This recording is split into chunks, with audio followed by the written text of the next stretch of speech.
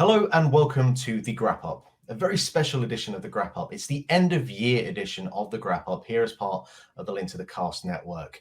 As always, I am the Intrepid Traveler. I am Mark Robinson, and with me, as always, is my co-host. He is the editor over at the Wrestling Observer Figure Daily. He is Bryan Rose. Bryan, we've made it a whole year of our revamped version of this. How are you doing? How are you feeling about that? I'm doing good, and I think it's great that we've made it 1 year. I I'm just always excited to come on here and talk about everything involving pro wrestling every month. So it's very cool that we've hit the 1 year mark, and I hope it's the first of many more years we get to come on every month and talk about pro wrestling. I mean, you say that you're excited about that, but I did hear your NWA review last month, and I thought you was about to give up there and then on I'm this whole excited thing. I'm excited to influence people Yeah. on voting for the NWA for all these bad awards because they deserve it. Well, someone else, we can't do an end of year show without a special guest, and you can't really get any more special at this. Thank you so much to Joel Pearl of Fightful and Fightful Overbooked for joining us to venture through the next 2 hours of all of our coldest takes, really, about what the best things this year were. Would it be cold takes at this point? Or are they still hot takes? I don't even know anymore. Here's the thing. First of all, Mark, Bryan, thank you for having me. Second of all, thank you for having me in December when honestly it's the bottom of the barrel. I appreciate that I am your scraping the last guest that you can find. I appreciate that. But let's talk about it. There are so many hot No. takes and cold takes to talk about. There are so many that we kind of had to put together at the last minute there, but you don't need to know that. You don't need to know that at all. We've got the important ones here, Sure. and then there's just some It's all written down. Yeah, it's fine. The way that we are going to do this, we are going to follow the Wrestling Observer Awards, obviously the most official and prestigious awards in all of professional wrestling. If you don't like that, well, just triggered you, so enjoy. So we're going to go through and we're going to go by each category. There are certain categories in here where there is the possibility where one of us might not have an option. Spoiler alert, I have not watched any wrestling. I've not read any wrestling books this year. I know that for a fact. So for me personally, I got nothing in there. I also don't really know anything about Mexico, so just putting that out there as well. Not going to have much to say about that. But we will go through each of these. We will have our top pick for that up until we get to the kind of like the core, like meat of why we're here. When we get to like the A tier categories, we'll go through our top three each, and we'll talk about why we've picked those. And I guess between the three of us, we'll see what each of us picked because none of us know what we've gone for. Maybe there'll be some kind of contentious takes. Maybe there'll be some fights on the air. I doubt it. It's Christmas. I'm sick. I don't have the energy to fight with anyone. So, but before that, actually, before we get into all of that, I do just want to kind of find out, like, what are the Christmas plans? What are we all doing this year? I'll start with our special guest. I'll start with Joel first. Okay, yeah, sure. Yeah. So my family's gonna come down. They live about 5 hours away. They're not surprising us. They decided to come down this coming Sunday. So we weren't expecting it, but we're gonna have them for a few days, and then afterwards we'll go to my wife's family's place and celebrate the holidays around there. We have an 8-month-old who was born at the end of March. So for us, it's an opportunity to just like do two things. One, enjoy the holidays with the newborn, and two, pass them off to literally everyone else while we go away for a while. And just he's all yours. Enjoy. Bye. That is how it is done over the Christmas period. Great idea. Yes. That sounds wonderful. And congratulations on the baby, by the way. Yes, Thank congratulations. Appreciate it. Bryan, I feel like me and you aren't anywhere near at the point where we're having kids anytime soon. Probably not going to happen. Not anytime soon, at least. Hey man, it's just a thrust away. Yeah, I Sure. suppose that is true. I had not considered that way before. I'm going to bring this back steering into the path we're talking about. Bryan, how about you? How about Christmas? What do you got planned? Nothing special. I think we're gonna have it here with my family. We're just gonna open gifts, and I don't even know what they're gonna make for Christmas. I don't know what they're gonna do. Usually we have like a a white elephant game where we bring in presents and there's a raffle and we pick a number and then we pick a present. We usually do that every year, so that's probably going to go down. But other than that, no, it's just going to be me and family, and it's going to be cool. And I think this year there's no wrestling on Christmas, so that's a positive. So yeah, There's not even a day one show I anymore. know, not even a day one. Day one's over after year one. So I thought we were going to be down since day one-ish, not down and done with day one. yeah, The worst. I thought so too, but that didn't last long. No. Oh well, never mind. I mean, let's be honest. Things have changed significantly between day one of last year and day one of 2023. Sure did. So, yeah. Yep. Yeah, for myself, so like the three of us in the house, my partner and our housemate, none of us really have kind of like close family in the country.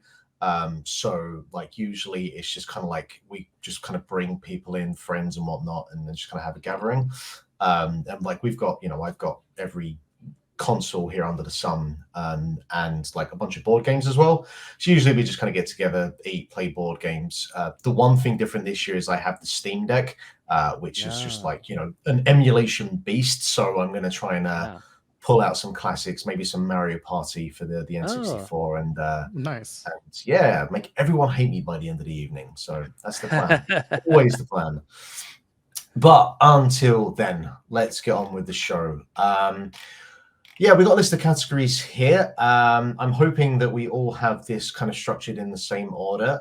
If not, then, well, I'm going to make you boys go and find the one I've selected at this time. So to start off with, we're going to start off with not the best category, not the most kind of positive category, but you got to start somewhere. So the worst gimmick of 2022. I don't think, as a whole, there's been like that many like horrendous gimmicks. There's still been a couple of rough ones out there. I think part of that is Vince got fired 6 months ago, so that kind of gave us half a year of bad booking to be avoided. But there still has been some rough elements here and there. So I'm gonna rock and roll first of all over to Joel, and I want to get a flavor of what I'm expecting for the next 2 hours based off of this first pick. You shouldn't take it from this one, because this is the one that I had a bit of a struggle remembering when I was taking my notes down. I've got kind of a three-way tie. They're all NXT characters. Mm-hmm. The first one is Kiana James. I like her gimmick. You like porn star accountant Kiana James, who walks up to the line but never crosses. Pulls it off. She pulls it off. Okay. Honestly, all I'm hearing is positives here. Just put it out there. Okay. Listen, in a certain time, yes, but here's the thing: it's so not self-aware that it doesn't work. Okay. The first few weeks where I saw the gimmick, I did think, okay, this is like, not to be rude, but like a porn star acting level kind of deal. But then she got really much better at it, and it's very campy, yes. But I like it. I don't hate it. The other in my three-way tie are actually the tag team champions, the women's tag champions at NXT of Kaden Carter and what do they call her now? Kitana Chance. The TikTok twins, the dancing duo, the I don't even know what to call you, but either way, there's no gimmick there other than we like to party. And when asked why you changed your name, the answer is I'm a basic white girl. That's not going to fly for me. So yeah, those two definitely take the cake. I think more. Maybe more than Kiana James. What would you rather have there? Like that level of effort put into trying to change the name, or the William Regal backtracking? Actually, I'm telling you, like some sort of fucking memento sort of kind of explanation for why I did the thing I did. One was planned much more in advance than the other. That is true. That is fair. So I think I'm going to give the benefit of the doubt here.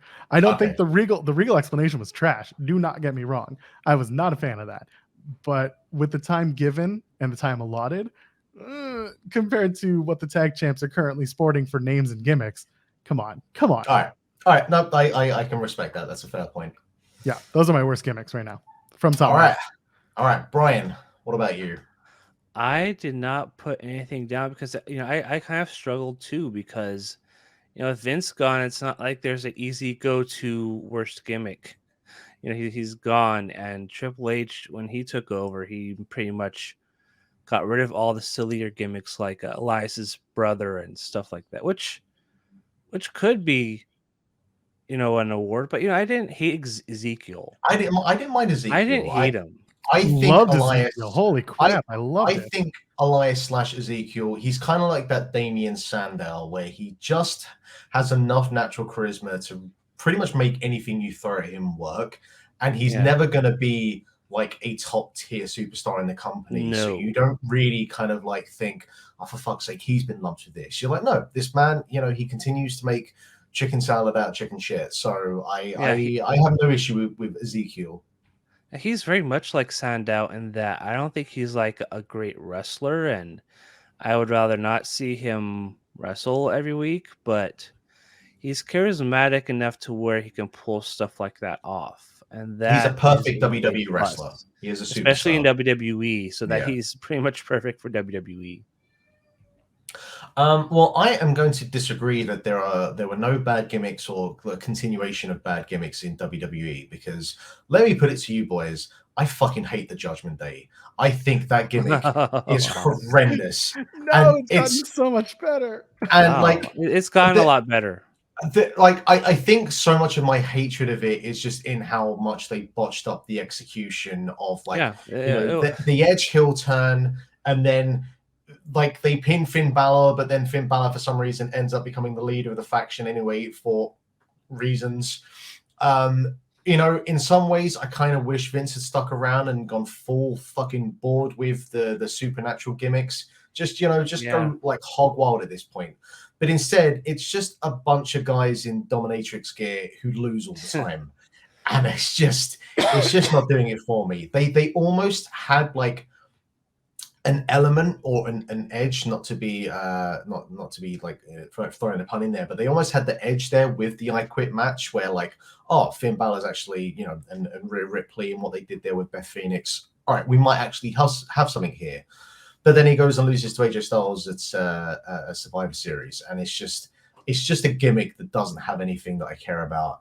And I look on an ironic and an unironic level, there is no part of Dominic that I enjoy. So, the Judgment Day can just get in the bin as far as I'm concerned. Wow. Yeah, I did not like the execution when it first started, and I thought the thing with Edge and Finn Balor and double turn or whatever, I thought that was all very weak.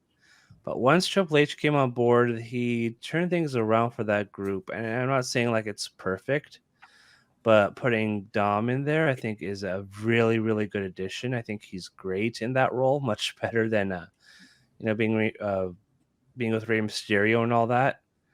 And I just think it's not the best, but it's a lot better than it was at the start of the year.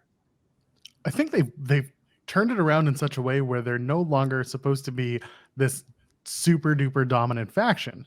Instead, they're a little hokey. They're a little bit goth dorks. And then you've got Rhea Ripley, who's like their leader in that she's serious and she's the one who wants to like push them forward. But you've got like Damian Priest on Raw being like, there are other things that could hurt too. And Rhea Ripley being shut up and things like that make this group so much better than it used to be. They have character now. They have something that doesn't completely like make you want to turn off the TV each time they're on. I like what they've become. They could be stronger, but right now they don't have to be. So they're good comedy foil, and they're also just you can turn them serious on a dime just by lieu of who they are as performers. So they've come a long way. I can understand where you would say that's the worst gimmick of the year, but they really did turn it around once Triple H realized what this could be. I think as well, I'm really ready to like move on from Edge. Edge will come back and I'm sure we'll continue that. And AJ, like it feels like it's just been a continuation or a circling of those two and Rey Mysterio, who is now on SmackDown. I think that's pretty part of the issue as well. It's like this is like an 8-month storyline that's just dragged on and on and on. And like I'm not watching Raw every week, so I can't speak for like the kind of current incarnation of the Judgment Day. But from what I have had to watch, and certainly again just in its execution, and some of that is probably not like their fault. I know that Edge obviously pushed back on the whole kind of supernatural element of it. Probably for the best, but them's the breaks. Here we are. Speaking of gimmicks, what about the best gimmick? What about a good gimmick that happened this year? I feel like gimmicks can be pretty tricky because gimmicks a lot of the time can get quite hokey, can get old very quickly, and gimmick wrestling as a whole isn't something that you tend to put too much stock into. I kind of have two. One feels less like a gimmick, but I just feel like I think more of it is in terms of the booking of him as a whole has been like pretty effective for the year in not overexposing him. But I think like the kind of basic gimmick of Hook, and that he's just this young stud who's got some fucking good looking hair that I get jealous of every time I see it. He just comes in, whips ass, and is in and out in a couple of minutes. Like the music is excellent, the presentation is phenomenal, and he's one of those gimmicks that it's hard to think of a time where that crowd is going to turn on him because he's so goddamn cool, and he just hasn't been overexposed. He's one of those and there's a bunch of wrestlers in that company where it's like you wish that they would get more time out on the road, wherever in different promotions, just to get them a little bit more experience. But overall, I love the presentation of Hook, and even Hookhausen early this year, like the kind of thing where you think that maybe that's the sort of thing that would like lessen or weaken his presentation, like the whole thing where those two did the handshake and the crowd went mental. That's just like that's it. That's what wrestling's about. So yeah, I'm going with Hook. I will throw to Joel. So it's so rare that someone's gimmick changes the course of creative for the top storyline, especially in WWE. And that's what Sami Zayn did. Sami Zayn somehow found a way to turn what was supposed to be only a few weeks of feuding with the Bloodline into what has been the top storyline in WWE. It's been the most talked about easily in years. And now people are kind of trying to put together the pieces. Where is it going to land? And I think when there's that much talk about not just the storyline, but the person surrounding it, in this case, Sami Zayn, that's effective. And that's, to me, the best gimmick. And also, it's hilarious because internally, the guy is just trying to get everyone around him to crack. And like he's got these little bets going on with the rest of his stablemates that like you probably aren't seeing if you're watching on TV. But he's effectively getting them to crack. He's effectively getting them to break, and stuff like that just makes the appearance all the better. And on top of it, great wrestler, great talker, and really, when this all plays out, I feel like we're going to be looking at an all-time arc that we didn't expect to be as good as it was. And so for me, Sami Zayn right now is the best gimmick of the year. Yeah, I had Roman Reigns down, but I would go Sami Zayn because he is probably the most important person in WWE all year who managed to take what was already a pretty strong group with the Bloodline, and he's made it into this great weekly what are they going to do this week kind of deal. And he has just done a fantastic job of that. He knows his role perfectly, and it's always well executed, and it's always funny, it's always interesting, and it is easily one of the best storylines going in WWE right now. I can't even think of anything else that comes even close.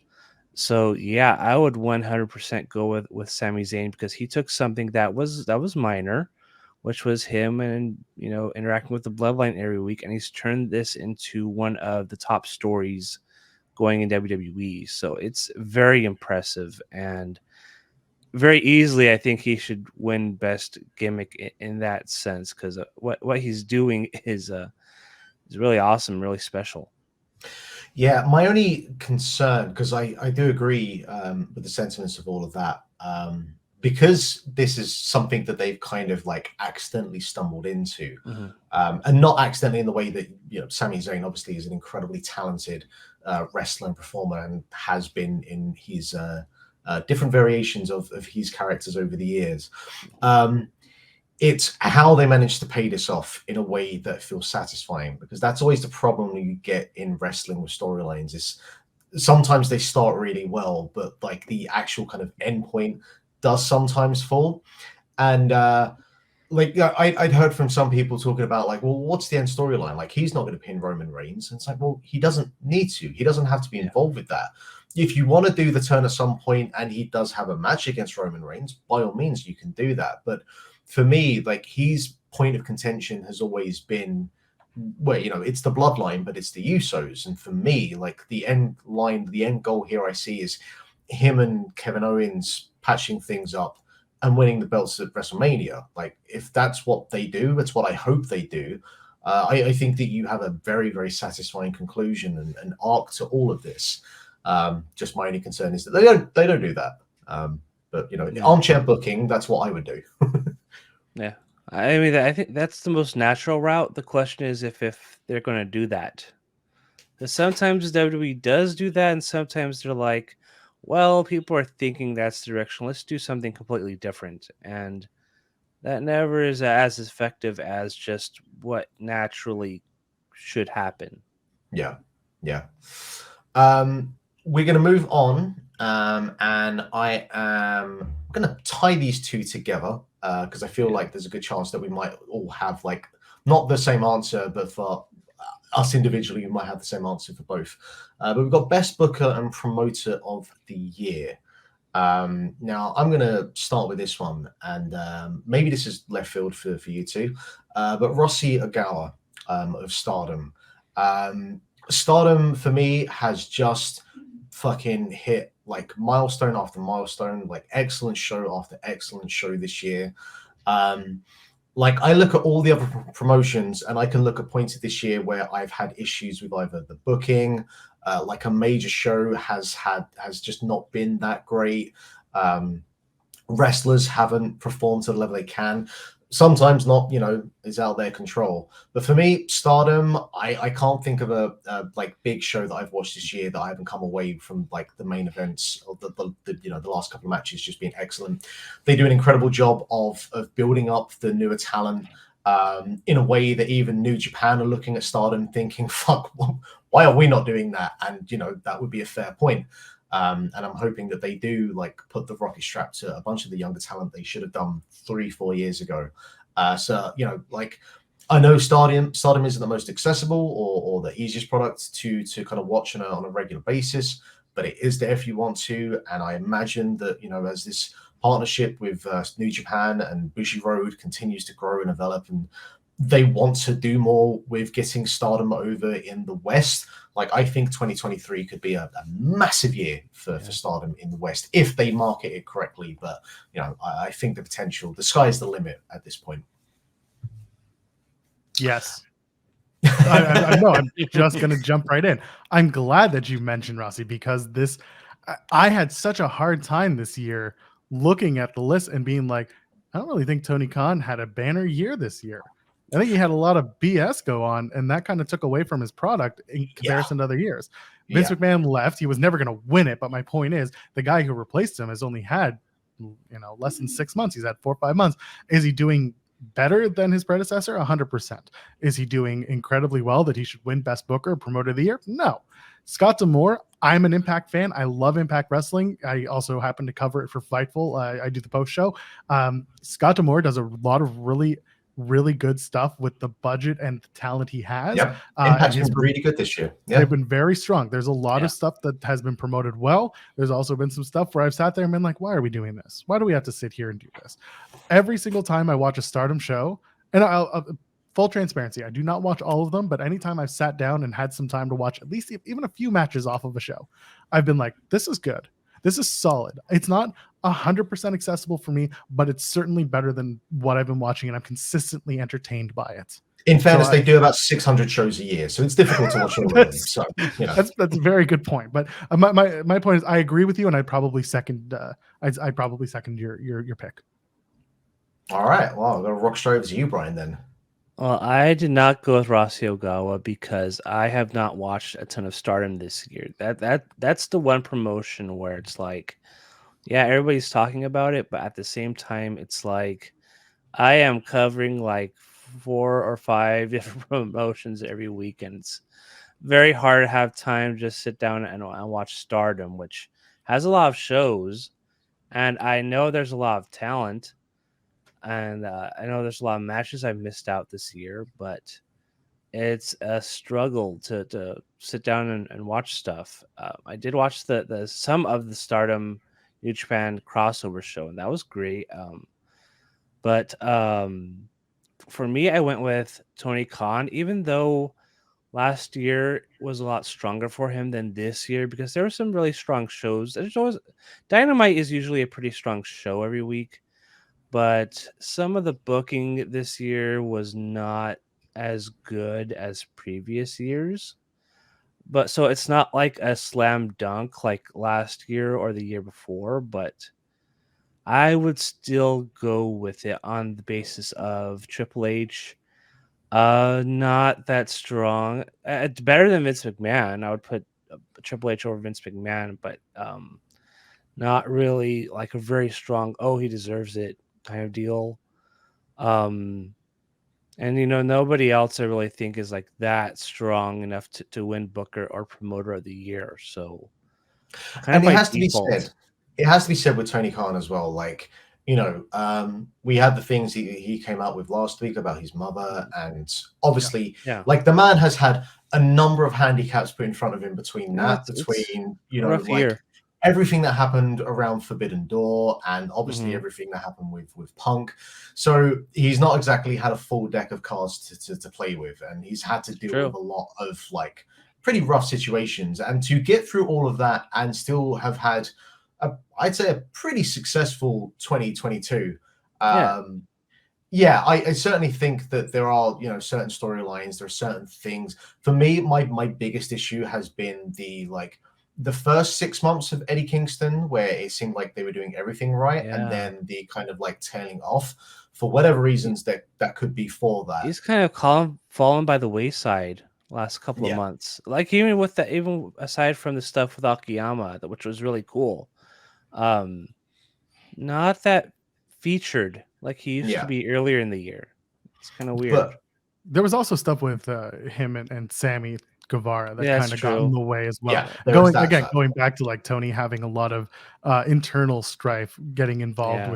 with his booking and with his strategy in general. I'm sure it didn't help any. But Eddie is an interesting case to say the least. And I know this isn't the first or last time we're going to be talking about him tonight. Yeah, absolutely. We're gonna go back to some of the negativity because there's a fair few categories to talk about that sort of thing. The worst promotion of the year. Now, I don't know how we want to kind of define certain promotions. The likes of an NXT or an NXT UK, however much that existed this year. Did it fold this year? I don't even remember. But I'll leave that up to your prerogative for how you want to define that. But I'll start with Bryan first on the worst promotion of 2022. Well, there's not really much of a choice. It's the NWA. Spoiler! Shocker! Spoiler. In case you haven't been watching these shows lately, I don't like the NWA. Just horrendous booking, just horrendous matches, horrendous build. Tyrus is the world champion, which is pretty much all that needs to be said about that promotion. Just I watch these cards and I have to because I have to cover them. I watch these shows and it's like, is Billy Corgan trying to book like the worst promotion ever? And it's kind of like he's close. Like I don't know historically comparing this to other shows, but it's like out of all the stuff that goes out every year, and there's a level of match quality that everybody has, even in Impact, even in all these other promotions, and it's like NWA isn't even attempting to reach that bar. They're in fact, sometimes I think of these matches, and it's like I think they're trying to do the worst job possible of making matches that I want to see, and then the execution isn't that great. So yeah, just horrible cards. I'm not looking forward to covering any more NWA, but they are still around, and not a good year at all. And they've had okay years in the past, like um I remember watching it for the first time and thinking it was cool, but the problem is that they back then they had guys like Ricky Starks and Eddie Kingston, and they're not there anymore. Then Rose, another one, and now it's like they have Jake Dumas. Yeah, it's like the talent level isn't there. Like Trevor Murdoch's a former world champion, and it's like, do you really buy him as a world champion? It's kind of, yeah, it's not a good promotion. It's the talent level isn't there, the work isn't there, nothing really is there. They just kind of exist. So yeah, that's my worst promotion of the year. The frustrating thing with me is like I love Smashing Pumpkins. When I grew up, and I was really getting into rock based music, guitar based music. Siamese Dream and Melancholy were like two albums I would play back to back, usually with a guitar in hand, trying to play a bunch of the songs. And he was doing an interview with a guy called Rick Beato a few days ago, who's I love Rick Beato. Yeah, love his stuff. Yeah. And it was a really great interview. And like for that hour, it's like, oh yeah, if you just get Billy Corgan talking about music, he's tolerable. It's when you take him outside of that, well, as long as you're not actually having to record music with him, he's probably still completely insane and insufferable. But in that environment, great. Outside of that environment, certainly in a wrestling environment, it just does not work. It is oil and water. And look, hey, fair play to him. He's putting however much money into this, he is doing so. But like, just because you are, it's the kind of definitive proof that you might be a wrestling fan, but it doesn't mean that you should be involved in the creative side of it. And like him and Tony Khan are the polar opposites of that theory. And yeah, look, I haven't watched enough NWA to back you on it, but whenever I've seen even remote kind of clips of it, it looks like you should read the review from last week's show, because they started like their Challenger series again, or whatever they called it, and it is the most incomprehensible thing I've ever read. Yeah, it's convoluted. There's like somebody got DQ'd, but apparently the match just kept going, because apparently the match only stops if you get an extreme DQ, which I don't know what an extreme DQ is. It's extreme. Ryan, come on, keep up. It's extreme. Yeah, well, okay. I don't see that in any other promotion, but maybe it's a special one in the NWA. I don't know the NWA rules, I guess. Billy Corgan taking his booking tips from the is it the 2010 or 2011 Bound for Glory series? That's just probably. Yeah. Anyway, I don't have much to add to this. The only thing that I can say is, like, if someone's looking for another promotion that can qualify, I would say MLW. But the only reason I say MLW is because they tape things, they record things so far in advance, and they show them to you after like literally half of the roster has gone elsewhere. And just that alone, like, that's just a poor decision. And you have a YouTube show.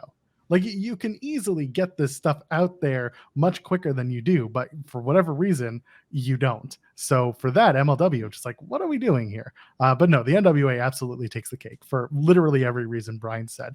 You can watch an episode of Power or Power USA or whatever they call it, and you'll see it immediately. It's just not great. Yeah. No. I am going to go on a slightly different angle here, because like NWA is an obvious choice, but that's like a nihilistic choice. There's no optimism there at all. There's no sunlight, fields of positivity to grab onto. There's nothing. There's no hope. It's the worst. That's the whole point. I, on the other hand, and certainly at the start of the year, I thought Noah was going to have a banner 2022. Oh. And, you know, we had the return of Go Shiozaki, who had come back from a pretty bad injury, who had the best title reign, who kind of helped Noah through the COVID, the pandemic years with like the best Japanese wrestling in front of no crowds. And we got off to a pretty good start. And like, you know, Shiozaki had like a series of matches throughout January where he lost them all, but they were all like 4-star plus. And I was like, yeah, fucking Noah, let's do this.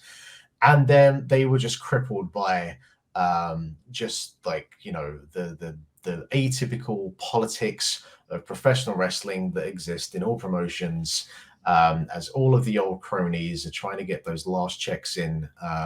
Nobody wants to do jobs. No one wants to do jobs. And, you know, you've got an incredibly talented, just a wealth of talent up and down that roster that are just constantly being hampered. And, you know, you look at what's happened to Kiyomiya this year, and it's a fucking travesty. So just on the base of like the potential that was there, and also like their fucking social media game, Jesus Christ. Oh, it's so bad. I cannot, like, hey, if you want to talk about Eddie Kingston again, there's another segue you can put into this. But Yeah. I just, there's such potential there for that company to like be a real, not a number 2, because I guess maybe still like even Dragon Gate's obviously got its woes, but I guess Stardom at this point might be the number 2. But like Noah were offering like something alternative to New Japan as they struggle to find their ways through the COVID years. And then they've just, for me, lost so much momentum because of the politics and inability to allow the younger wrestlers to be like the faces of the company. And it's not the first time that Noah have gone through this issue. They're still in some ways reeling from the issues of 10, 12 years ago, like the Ghost of Masala, but here we are. Yeah. Anyway, I could have done an hour on that, but I realized. I mean, all year I've been reading about how it's like Fujita doesn't want to do a job, Muda doesn't want to do a job, Osawa's booking it, and Osawa's being weird. Just stories like that all year with Noah, and it's kind of sad because there is talented people on that roster, but it's like everybody's jockeying for positions, and it's struggle for anybody to put anyone over, even in a convincing manner. I remember how Muda did a job for Kiyomiya, and he like was very weird about it, or he submitted in a way. He submitted in a way where it was like really dumb, and didn't put Kiyomiya over. That's it. That in a nutshell. That is Noah in a nutshell. Yeah. Like those 2 minutes right there. It's a travesty. Thinking about it, I probably should have had those 2 as my worst feud of the year, but I'm going to stick to my convictions, and I'm going to bury the Judgment Day again, because Judgment Day and Edge, just because of the convoluted manner of the booking, which again, some of it not in their control. I did enjoy the Edge Damian Priest match from Toronto. That was probably one of Edge's better matches in this like kind of current run of his. But for the most part, this whole thing I have no time for at all. So yeah, there, me done. Joel, I'll move over to you. Yeah, for worst feud of the year. That's the one. I don't know. I don't know, and that's the problem. There's nothing that really sticks out. I think that's right. That is the problem. It's just I'm looking at one, and I'm just like, but it's not bad enough because I'm still laughing about it, and I'm laughing at it in a way that I'm like, I'm still entertained by it. So I'm not going to say it. Do it. No. I'm sure Bryan will probably talk about it. I'm not even that strong. I don't even feel that strongly about it. It's just something I put down off the top of my head. Yeah, and like it's not, and we'll talk about it in a minute. I mean, if we want to, but that's just it's not on my list. The worst feud of the year. Honestly, if we go back to NXT, Joe Gacy and Bron Breakker might have a case. And I love Joe Gacy. I look like the damn person, but that may have been the worst feud because it revolved around kidnapping Rick Steiner and then doing nothing about it. That was and bad. then matches were not great either. It was a feud that went too long and didn't have any good matches. That's Yeah. usually a bad feud.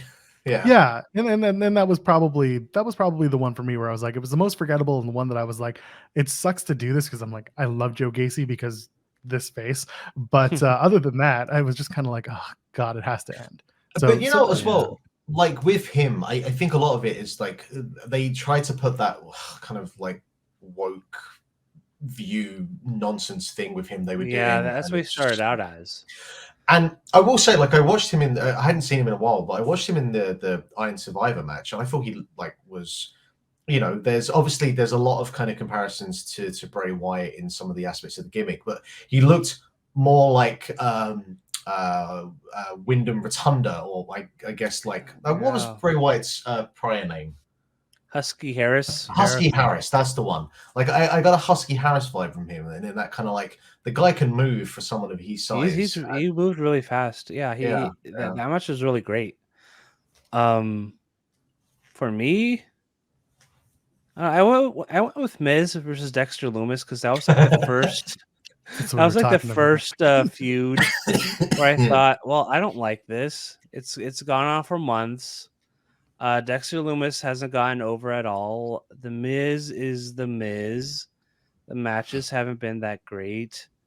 And you know, this is kind of like recency bias because, you know, I am thinking back to Bron Breakker versus Joe Gacy from earlier this year, and I didn't like 1 week of that because I keep remembering the spot where like Gacy pushed Breakker off that crow area. At the performance center, and like there's like Dementors or whatever grabbing him, or hooded figures grabbing him and taking him off to somewhere. There was like a thing like that. There was stuff like that for weeks, and I hated that. I hated that more than Miz and Dexter Lumis. So I am feeling strongly about that one now. I think my issue with Miz and Dexter Lumis is drag Johnny Gargano down to because he was over when he came back. It was, and then he got saddled with this stuff, and now he's kind of like a comedy character, and you know, following Dexter Lumis around. It's not, you know, I just felt he was much stronger when he came back, and then now it's months later, and he's just kind of a guy who does all right with what he's given. So he's part of the reason why I don't entirely hate this feud, but it's not good, and it's gone on forever, and they're having another match next week, and you know, I just thought we're done with it. Oh, it's going to be so entertaining though. It's going to be come on, that ladder match is going to be so much fun. I want to see if they do a Mrs. Broke storyline. I kind of want to see if they do that. Yeah, it's a rite of passage. Yeah. Although, sorry, I know that we're not talking about like we're not going to go too far into this, but Miz also has like a weird side story where he's just not good at gambling, and if people know Up Up Down Down, like he has lost titles, not literal title, but like title the keepsake titles that they give them to like hang in there. He's lost those titles on Up Up Down Down, so him doubling down is like perfect Miz. So like there is a story. It's kind of a beeline story, but I mean, listen, if we can, you know, talk trash about, oh, why do things play out on Being the Elite? That's the same thing effectively here. Things are playing out, you know, on Up Up Down Down, and they're doing callbacks. So like little things like that I appreciate. But like I hear you, like Miz and Dexter Lumis is kind of going on too long. Can I actually throw one more at you guys for worst feud? Of course. Eddie Edwards and Josh Alexander from Impact Wrestling. Really? The entire Honor No More stable to me was a ginormous waste of time because they got stuck coming over to Impact right as Tony Khan bought Ring of Honor. And right as nobody knew where Ring of Honor was going to land. When TK bought Ring of Honor, everything kind of changed, and Honor No More suddenly became like a, oh shit, what do we do? And Scott D'Amore tried to book something out of it, and then what he came up with was it just didn't work, and nothing worked out of this whole thing. When we got to Edward Edwards versus Josh Alexander, It was Eddie being a paranoid weirdo, being like, everyone's out to screw me, just like they're gonna screw you. And Josh is like, well, no, I've never been screwed. I'm good. And that was everything. It was just them back and forth, being like, you're gonna get screwed. And Josh is like, no, I'm good. And See, that, I think that was it. I think I overlooked all of that just because I thought the match was fucking awesome. The match was fantastic. Yeah, That was see, the I only think- saving grace. I think I forgot all of that just because, like, well, this is like a fucking Noah match from 2007 or something. So this works for 100%. me. Yeah. Yeah, don't get me wrong. Again, when wrestlers wrestle, often good things happen. Yeah. The lead up, the storytelling was garbage. No, into this match. that's fair. That's not a bad shout as well. All right. Here's where we're gonna have some fun, right? The worst match of the year. I was thinking this was going to take me like a while to really kind of think about, like, because there were a couple of matches that you could put in here, but as soon as like there was one, it came to me like in a moment of divine inspiration. I was like, I don't care what you guys say, nothing is topping this as the worst match. And you can't see my sheet, so I'm going to go last and see if either of you guys came up with it first. So Brian, I'm going to go to you first. Worst match of the year. I went with Indy Hartwell versus Last Legend from NXT earlier this year because it wasn't good. It wasn't that long. Tell me more, Brian. Tell me. Paint me a picture. It wasn't a good match. Just nobody knew what to do, and it's like Last Legend is about a year into this business, and I think she's very charismatic, and I think she's a very good promo, and I would like to see her not wrestle but do other stuff in NXT. But the wrestling part, she's just not grasping it, and I don't know if she will eventually. Maybe if she's only like a year into the business, so I don't know. But they put her on TV way too early, and she's out there just not doing well. And Indy Hartwell, she's been there for a few years now, and she's just not good, not getting it. And it's not even like the wrestling part, which is not there, but it's like there's just something missing with her.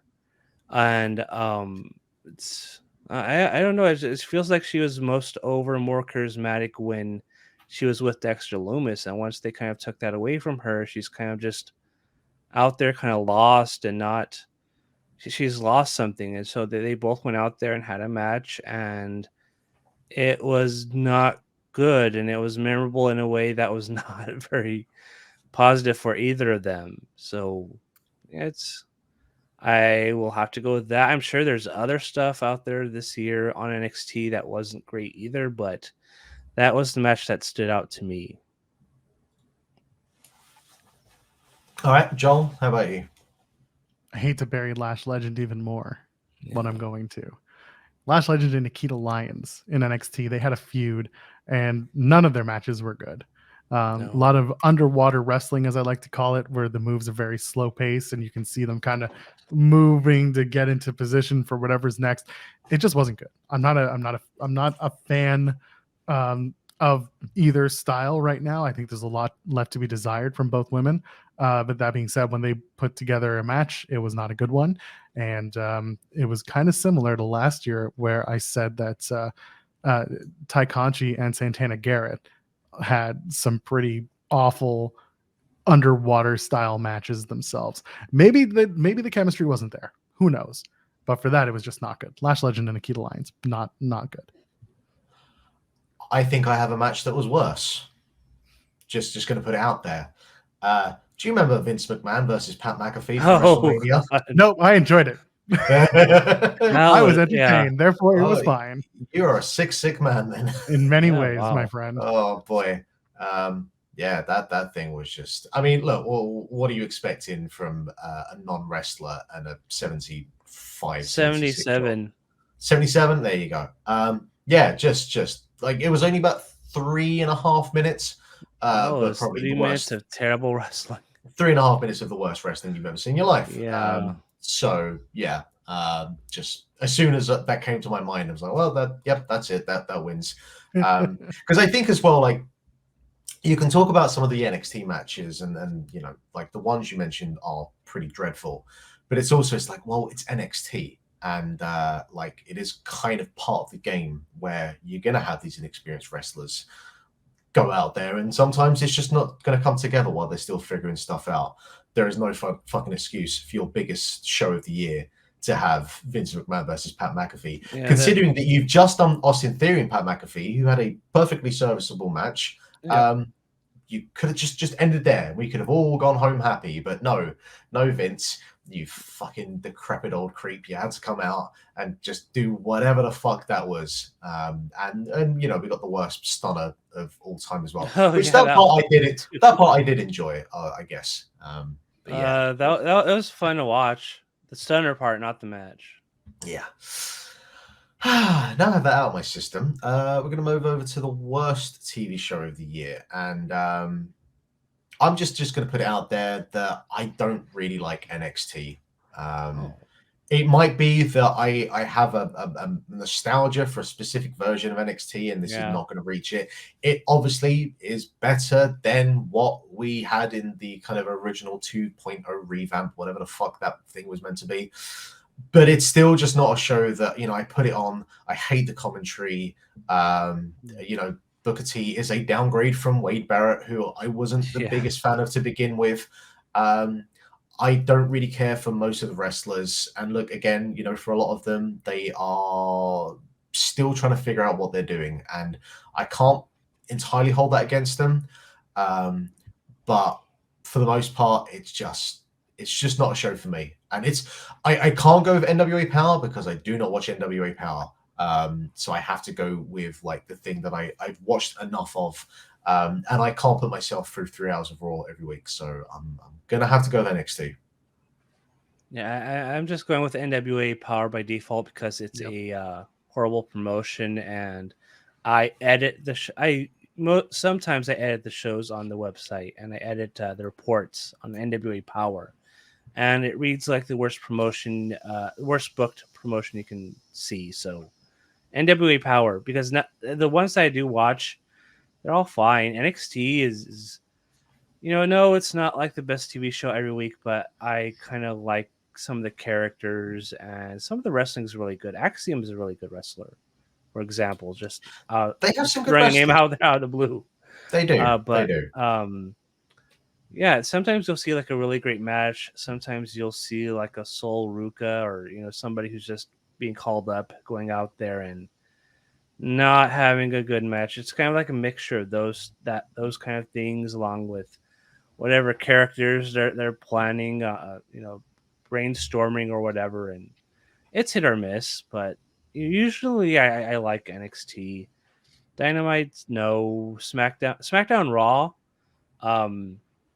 they're not bad shows anymore, but like they're not good either. Kind of like in the middle. Sometimes there's like a really great match. SmackDown's stronger than Raw. Raw's just 3 hours and 3 long. hours. Yeah. So I mean, Impact I don't watch because it's on Thursdays and I have days off, and on Thursdays I don't want to watch Impact. I get it. I understand. And then they moved all their shows to Fridays, all their big shows, and that's going head to head with SmackDown and Rampage, and I can't pay attention to that. I'm sorry. So it's NWA. I want to go with Power in USA. I do. But I also want to be a little bit contrarian. And I'm going to say AEW Rampage. Oh. Rampage, we've seen start off as this like third hour of Dynamite is how it was initially pitched. And if that's the third hour of Dynamite, then I thank my lucky stars every week that there's a third hour of Dynamite that I can skip every Friday night. It's a very skippable show. It is a skippable show. And like only when he's pushed and told, hey, your numbers are garbage, what are you going to do? Does someone like Tony Khan be like, oh, fine, I'll put some effort into Rampage if that's what you want.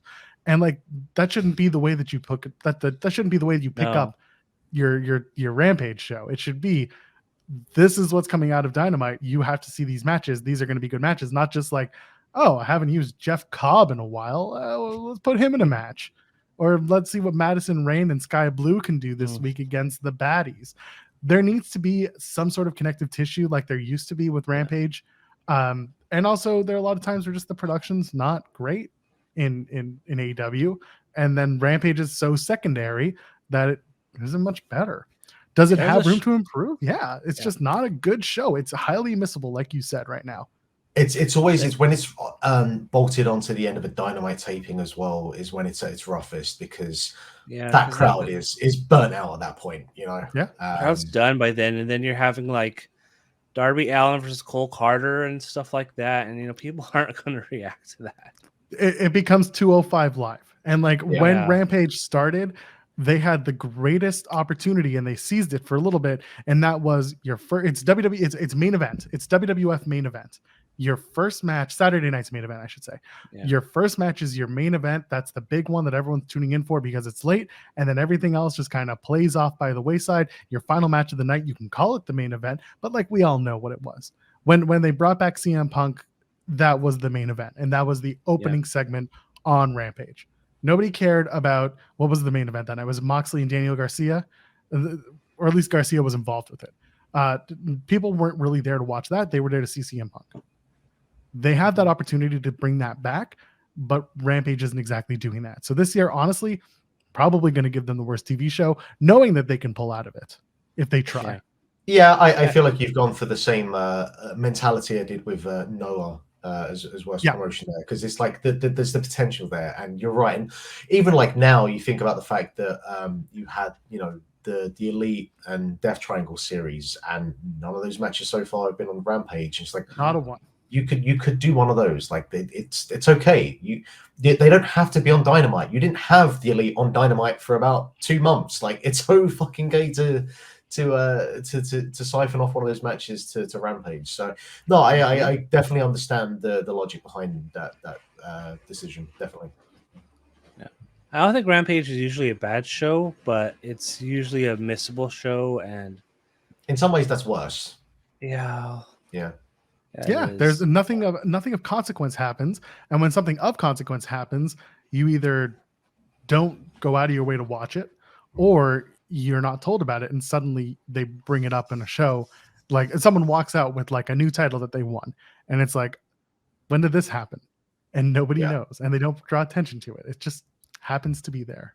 Look, it's still better than MLW, but we're grading it there. So the amount of questions we got about Scarlett Bordeaux working a match and still being under WWE contract.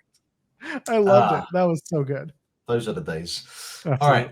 Most disgusting promotional tactic. I feel like we're probably all going to be on the same wavelength here, but we will find out shortly. Bryan, I'll see what you've got, and then I imagine I probably have the same. Okay, well, I went with, and there's a lot of things you can do in that time period where Vince McMahon just kind of went on TV every week and it was very weird. I went with the time where he went on TV the first day, the day of when that first Wall Street Journal thing broke out, this first story broke out. And he came to the ring and he talked about, well, of course, first of all, everybody cheered him and adored him, which was really weird, considering he just got accused of like multiple sexual assaults. And then he goes on TV and does the signature line of that you see every week on WWE TV, then, now, forever, together. And then he just leaves, and it's like so weird, very nonsensical. But you could also go with the time where he had Titus O'Neil go out there and give like a speech about how WWE isn't political and how WWE puts everybody together, or, you know, some crap like that. And it's like, you know, Linda McMahon is like the head of Donald Trump's Super PAC. Please don't tell me WWE isn't political. Like, maybe maybe you could say the McMahon family is political and WWE isn't, but like, it was like a very weird promo, and it was very much designed to have Vince McMahon send somebody out, somebody everybody likes, because Titus O'Neil does all this great stuff for his community, and I think it's so awesome, and I think he's awesome for doing it.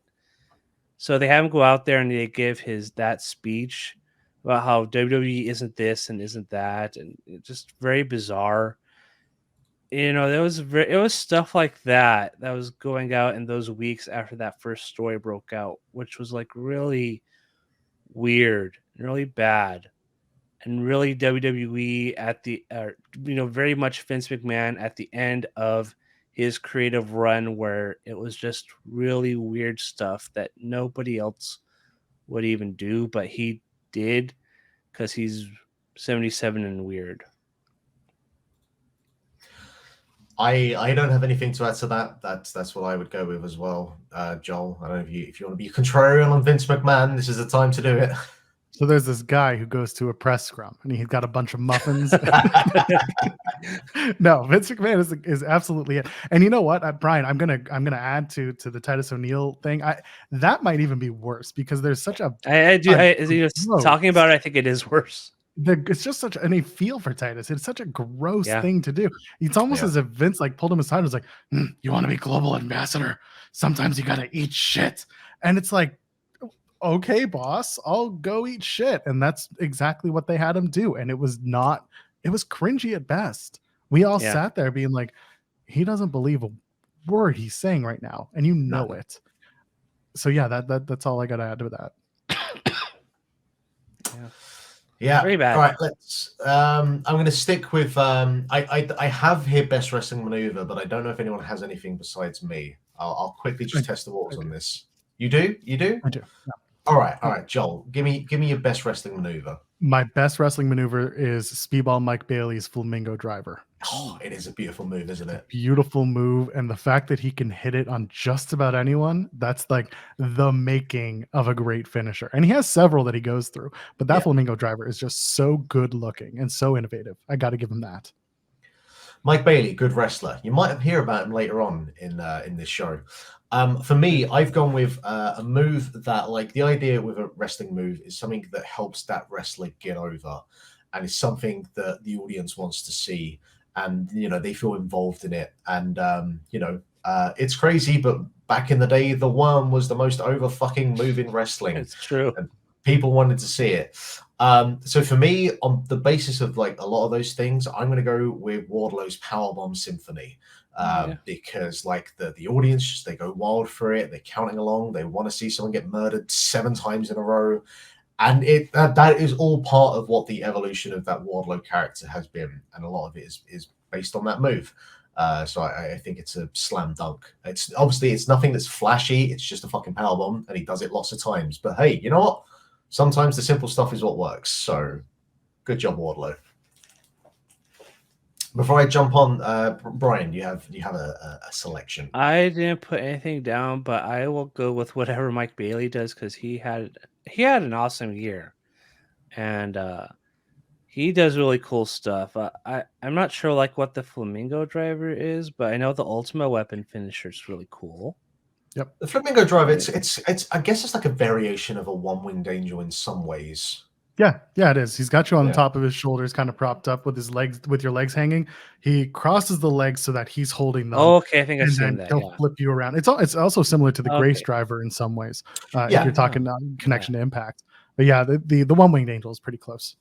Yeah. I'll go with whatever Mike Bailey's doing. Yeah, just Mike Bailey. Yeah. He's got a bunch of moves. I trust him. Yeah, that's fair. All right, so I'm going to tell you about the worst wrestling show of the year, and I'm fairly confident neither of you two are going to remember it, but and I feel like I know what Bryan's will be, slightly on just a recency bias. But the worst wrestling show of the year for me was the World on GCW that took place on January 23rd. That wasn't a good show. Which was an early birthday present for me, and a really shitty present that was, because I watched this show. Like, hey, look, GCW, they've hit Hammerstein Ballroom. It's their biggest show today. They fucking wrestle. They did promotion. They did shows during the pandemic when no one else was. They were putting on events just outside in a field just because, and it's all part of the quote unquote charm of what GCW is. And I certainly don't. I'm not fond of a lot of the aspects of GCW, but I can still look at it and be like, hey, you know what? Look, they've got to this point. They're in Hammerstein Ballroom. Fair fucks to them. I'm gonna watch this show. I've watched a fair amount of them in 2021. I wouldn't say that I watched them with like any kind of great vested interest, and I would say that I'm not following the storylines, but GCW storylines. And they did a good job of building the show. They did. They absolutely did. But then the actual show itself was just really like the worst elements of GCW put front and center. Between the very like disappointing world title match between Jon Moxley and Homicide, which I feel like they were trying to kind of like riff off of Homicide from 2006 Final Battle, but it just didn't have the same feel to it. To the very, very underwhelming Ruby Soho alley catch match. To the, I mean, Cardona and Janela was all right, but it was overbooked and it went too long and it was just, it felt quite self-indulgent. To the absolute fucking mess that was the ladder match that kind of began the show, and then like the 5-minute main event between Matt Tremont and Nick Gage against the Briscoes. Just the worst of like that kind of particular brand of North American indie wrestling. Just nothing there of note that is worth celebrating. So yeah, for their debut in that arena and for all the hype, they put out a very lackluster show. It's very disappointing. And the thing with it as well is there were a lot of people I knew that didn't really watch GCW, knew what it was, but like, hey, you know what? This is their big show. This is where I'm going to jump on and watch. And I have not seen them mention the words GCW since. So yeah, this was a show where you could have pointed out this was a show where you needed to be like, okay, this is what GCW is. This is what you're going to see every other week when we run shows. And you know, most of the time when I watch GCW, it looks pretty fine. There's some good wrestling, there's some not great wrestling, but you know, there's a mixture, and overall, it's like kind of a cool atmosphere. And I didn't capture that show didn't capture any of that. It just wasn't good. Just all kind of like the bad elements and not enough of the good elements with GCW in that show. I think one day we're gonna find out exactly what happened to that show. Yeah. I think there was a lot of brothering that went on that absolutely ruined it. Yeah. And there were a lot of backstage things that were going on at the time with GCW that just kind of made it not a good show. So I agree with you. I remember watching it. I remember doing a watch along for it on Fightful and just being like, this ain't great. We were mostly talking about everything else, not the show and the matches itself. Yeah. So that's me. Joel, what about you? I'm not going to step on Bryan's toes, so I'm going to pick the 2022 Royal Rumble. Both Rumble matches did not deliver. In fact, they were so bad that Shane McMahon almost won. Oh, yeah. Tried to book himself into that position. It's been a long year, hasn't it? Yeah. It's hard to forget though the 24 hours where Shane McMahon returned and tried to book himself into winning the Royal Rumble match, and even looked strong against Brock Lesnar, who they were pushing. Him and Roman Reigns, they're pushing for WrestleMania, and it was just so weird. And then he got booted out, and he's not back. Eventually he'll probably be back, but it's like, what? Like, why are you trying to put yourself over Brock Lesnar and Seth Rollins? All these names. It's very weird. And it's like you're 50 years old, man, and you're not like a seasoned wrestler anyway. He had to come in and do his. It was kind of amazing. He had to come in and do his Shane McMahon little punches. those worked punches. Those excellent worked punches. He had to come and do those. Which nearly killed the career of Randy Orton some like 12 years prior. Like, I still remember that gif. Between that and then also Ronda Rousey coming out, winning the Royal Rumble, and then later on cutting what I can only describe as one of the worst backstage digital exclusive promos ever to be aired ever. I remember that. Where she was like, horrible. I'm back. I won. I'm going to go mac on my baby and sit on my bus. And everyone's like, well, how about you give a shit? And then rinse, wash, repeat for the rest of 2022. Pretty much. And like, listen, there were some good matches there, but like the sign caught fire twice throughout the night. So if you were in attendance, that's what you were watching. Like the entire Becky Lynch Dewdrop match overshadowed by a sign on fire. Seth and Roman was a great match. It ended in DQ. You had the Lashley and Lesnar match. That was probably the best match of the night. And then there was Miz and Maurice versus Beth Phoenix and Edge. And the best part about that match was Maurice doing a Hurricane Run off top rope. Other than that, show was garbage. Yeah, no, you think? Yeah, I do remember that show wasn't great. That was pretty atrocious. That's a fair shout, definitely. All right, Brian, give it to me. Give it to me hard. Well, those two shows were pretty bad, but NWA 74, the second night, he just can't help himself. He has to bury NWA. I have to, because I want this promotion to suffer. They suffer enough. Suffer. Brian, there was nothing you could do to them that would increase the suffering they already encounter. Probably, but like they had a card and then they just kept adding matches with people I don't care about. And they go out there and they do very boring matches in front of people who don't care. And that was like the story for 3 hours. And then they headlined the show with Tyrus and I forget who else in the match. I just remember Tyrus being really bad. Was it Matt Cardona and Murdoch? Was it the triple threat? I think that was it. But then I was thinking, like, isn't that the match they did at Hard Times where Tyrus won? I don't know. They all blur. Kind of all blurs together. Yeah, Tyrus won at Hard Times 3.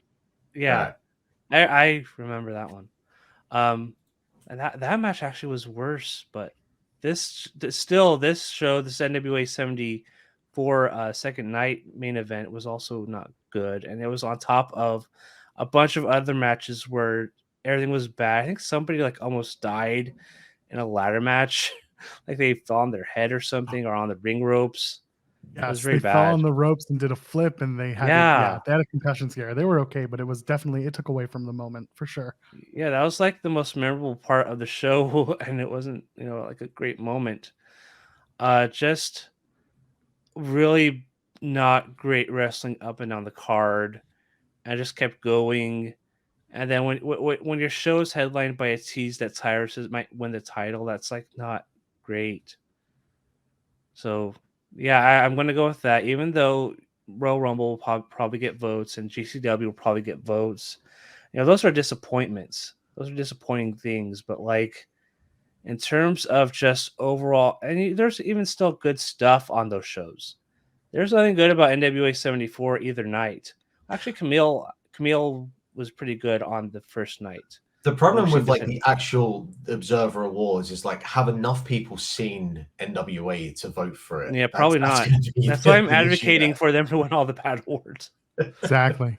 So I am sure that Royal Rumble will probably get more votes and GCW will probably get votes, but I'm going to go with NWA 74 night 2. Fair enough. I respect the choice. I'm going to stick with you, Brian, though. And we're going to go on the flip side of that. And I want your best wrestling show of 2022. Well, I went with Forbidden Door because I looked at my star ratings and I gave like 5 or 6 matches 4 more stars. So I'm pretty sure that's a good qualifier for a show of the year because I mean, just great action up and down the card. And I should have brought up my star ratings. Let me bring it up real quick. Okay, Forbidden Door. Yeah, I mean, there was Claudio's debut with Zack Sabre Jr. That was great. Pac and Miro, the 4-way for the All Atlantic title, the first match for the title, that was great. Moxley Tanahashi had a great match. Sting, Darby Allin, and Takagi versus Young Bucks and El Phantasmo, that was really great. Will Ospreay and Orange Cassidy had a great match for the United States title, the IWGP United States title. There's just a bunch of great wrestling up and down that card. And even the opening 6-man hit the Fire Pro random generator match with. Is that Jericho and Suzuki and Sammy Guevara? That's the one. And that was also really good. Kingston. That was awesome. Wheeler Yuta, I believe it was. Yeah, that was a tremendous match as well. Yeah, I'm in agreement. Forbidden Door, my favorite show of the year. On top of all that as well, just like this kind of great moment of bringing together two promotions, and like something you haven't really seen. I guess we had the Ring of Honor New Japan Madison Square Garden show a couple of years prior, but that felt so like one-sided. Really, it was like New Japan going, I guess Everybody was there to see New Japan. Nobody cared about Matt Taven. Yeah, you guys come into your stupid ladder match, whatever. But this was like, no, like we've got two great promotions with great wrestlers, and up and down that card, and who knows what the original card would have been, and if we, I guess we would have had Punk and Tanahashi, and what an interesting match that would have been. But even without that, just a glorious celebration of wrestling. And I remember watching that up until stupid o'clock in the morning over here, being quite tired the next day. But you know what? Didn't have a single regret. So yeah. What about you, Joel? I'm curious to know if you have followed suit or if you're going off in a different direction. I'm gonna go in a different direction. I enjoyed Forbidden Door. I'm a story guy. I like storytelling in my wrestling. Forbidden Door didn't exactly wow me with stories. That's true. The build wasn't that great. Yeah, there were a lot of really great matches, which great. I enjoyed them. I'm gonna give it, believe it or not, to night one of WrestleMania this year. You had Steve Austin's return in a match with Kevin Owens. Never would have expected it. Was the build amazing? No. But was the in-ring segment that led to the match entertaining as hell? Absolutely. And the match itself, a lot of fun.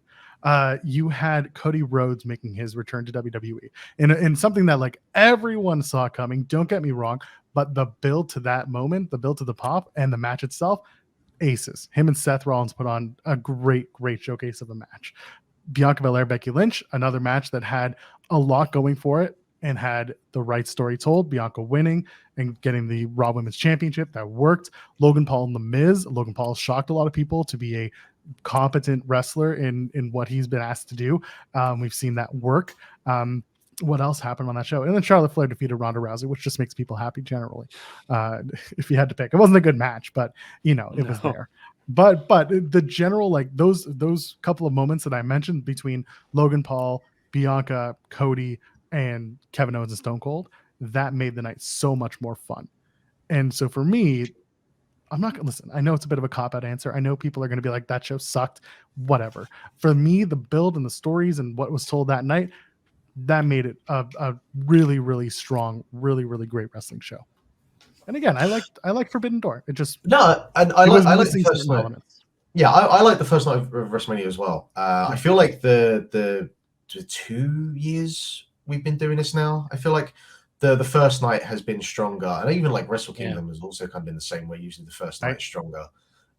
So yeah, no, I certainly would agree. And the return of Cody is like it did at the time. I got chills from it, and it is one of those like you kind of wonder what the rest of the year would have looked like if he'd been healthy. If that Hell in a Cell match had been as memorable otherwise. But hey, it might work out in the long run. We'll see. It's a strong shout. We're gonna find out that Cody Rhodes injury was like him planning and playing 4D chess of his own. He's gonna be like, I'm gonna mess myself up just to have this level of sympathy coming into a match. Look, he's a Rhodes, right? Like it wouldn't fucking be that much of a surprise. I can't bleed externally, but damn it, I can bleed internally. Oof. All right, I'm just putting it out there. All right. God bless the man and everything he's done for the industry, and certainly like in terms of his personal life, things that he's had to deal with over the last 10, 20 years. But Jim Ross is the worst professional wrestling announcer. Ooh. I had that written down. Thank you. I thought about it. I'm just like because Booker T is a fucking horrendous commentator. That goes without saying, but it's for a product that I don't particularly care about anyway. So whatever.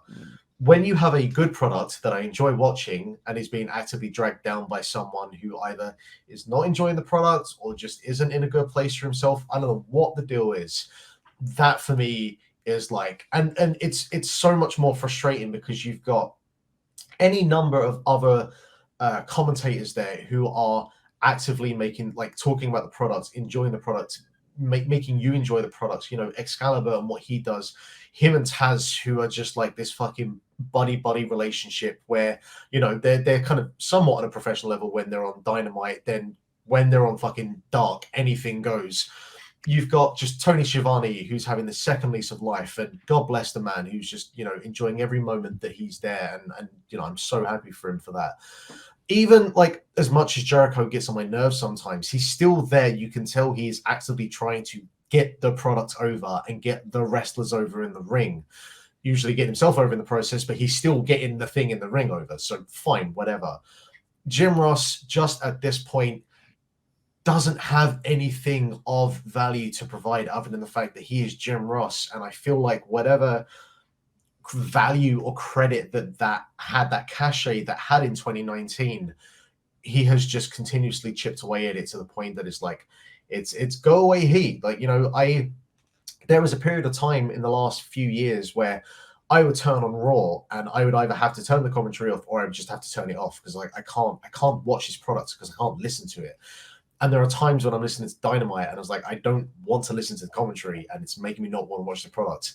And that's not good because I do enjoy the Dynamite product. And look, again, like God bless Jim Ross and everything he's done in professional wrestling, but it's either you give him some other form of role, whether it's backstage, bringing two wrestlers together and having that interview, or if he just does the kind of like before the pay-per-view specials, that kind of thing, the hype man, if you will, fine. On air as a commentator, there's nothing there for me anymore. And you can hide him on the second hour of Dynamite or put him on Rampage or wherever. Doesn't matter where he goes, he's still not a positive for the product anymore. Let it all out. Joel, you with me on that one by the sounds of it? I'm with you on it. I have nothing else to add. Just the time for JR is done. That's it. Move him into something else. Do not put him on commentary, live or pre-taped. I don't care. I'm done with JR. The world has seen enough and heard enough of Jim Ross, especially on a booth that could be so much stronger if it didn't have 15 people sitting at it every week. Yeah. Booker T notwithstanding. I did think about Jim Ross because at this point, it's kind of like he's out there and he's detracting from the matches because I can tell that he doesn't like some of the stuff that he sees on Dynamite every week, and he's not exactly shy about saying it, whether it be subtle or not subtle. That kind of like takes away. And there's a lot of gaffes every time he's on commentary. And it's not like he does it once in a while. It's like, welcome to WWE Dynamite and, stuff like that. And it's just not great. It's not good. And I know why they have him on there. It's because he's this established name that's been on television for decades. And obviously, for even those who don't watch wrestling every weekend, they hear Jim Ross and it's like, oh, it's Jim Ross. So I kind of get why they put him on there every week. But at this point, it's like, do you want him there where it kind of sounds like he's not interested in the product and he's kind of just using the same recycled lines and where it's kind of like it's not adding anything to the product while people like Tony Schiavone and Excalibur and Taz all do a very good job of adding to that product every week where Jim Ross isn't? Is it worth keeping him on where it's very obvious that he's not that good? I don't know. And, I know Tony Khan in recent months has kind of like moved Jim Ross around. I think now he's like on Rampage every week, but it is sad, because he was really good for many, many, many, many years, but now we've reached the point where it's like he's detracting from the product, and now you have to think like, what do you do with him from there? And you all have strong points about voting for worst announcer of the year, and I think he will get a lot of votes. But I did not like them bringing back Booker T to do NXT. He's just not good. He's never been good. That's the thing. He's never been good. He has never been good from day one. I don't know who thinks he's good at doing this, but he's not. He openly detracts from the product. It's just not good. Not he doesn't have anything interesting or insightful to say, and it's evident up and down the card, up and down, every show he does, whether it be Raw or the pre-show panels or NXT, and it's just not good. And Wade Barrett, I think, is very good. And him and Wade were is it Vic, Vic, what's his name? Vic? Vic Joseph. Vic Joseph. Yeah. Vic Joseph. Okay, yeah. I Him and almost Vic said Vic Joseph. Venom there for a second. And I know, I almost I said Vic Venom. But what you know what? It's because every time Mackenzie Mitchell says "back to you," she says Vic Wade. It kind of right. sounds like that. Yeah. So kind of The thing with Booker T, right? Like Money in the Bank 2011, one of the greatest pay-per-views of all time. And the thing that I remember first is CM Punk. The thing I remember second is Booker T just fucking screeching all over that first ladder match. And it's ingrained in my brain now. And every time I hear Shucky Ducky Good. Quack Quack, I want to blow my brains out. So yeah.